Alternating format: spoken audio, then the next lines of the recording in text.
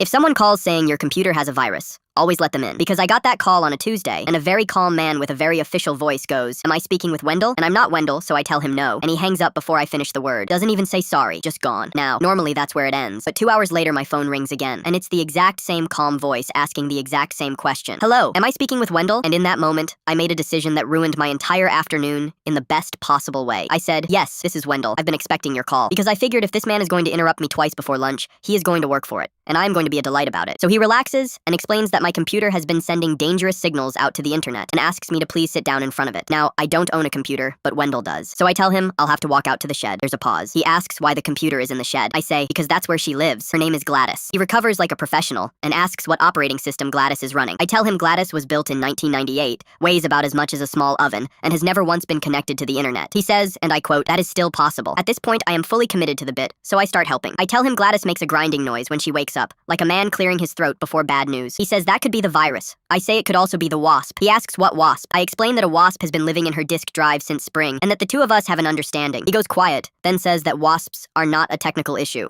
I tell him that's exactly what the last 3 technicians said, and none of them are with us anymore. He tries to steer me back toward installing his software, and I ask whether the software is going to upset Gladys, because ever since the shed flooded, she's been showing me things. He says, "Sir, a computer cannot show you things." And I say, "Wendell has seen the harvest, and he did not have a line prepared for that." Then he switches tactics and asks whether anyone else has access to the machine, which I assume is a real question they ask real people. I tell him yes, every installation has to be approved by my business partner, a goose named Bernard, who cannot read but has extremely strong opinions. He says very slowly that a goose cannot authorize software, and I say, that is exactly the kind of thinking that has held Bernard back his entire life. I could hear him breathing, then muting himself, then unmuting, and behind him a whole room of other men reading the same sentence to other people at the same time. We went around like this for a genuinely impressive stretch. He kept trying to get me to type an address into a browser, and I kept discovering new problems in the shed. At one point, I told him I had to put him on hold because Gladys had gone warm in a way that felt personal. I set the phone down, made toast, came back 5 minutes later, and the man was still there, still waiting. That's dedication. I have never in my life felt more valued as a customer. This man had no idea he was talking to someone who owns no computer, no shed, and no goose, and he was still working that script like his shift depended on it, which honestly, it probably did. Eventually, he asked, with real tiredness in his voice, whether I was going to let him in today or not. And I said, "Wendell doesn't approve anything until Bernard finishes molting." And I hung up before he could find the words. So here's my advice. Always let them in, because somewhere out there is a technician who now believes there is a man named Wendell keeping a 1998 computer named Gladys in a flooded shed with a wasp in the disk drive, a goose holding veto power, and a screen that shows him the harvest. And if he ever calls you, I need you to hold the line. Tell him Wendell says hello, that Gladys has cooled down, and that Bernard has molted and is feeling much better about himself. Do not break character. We're building something rare here, one stolen afternoon at a time, and it would be a shame to lose it now.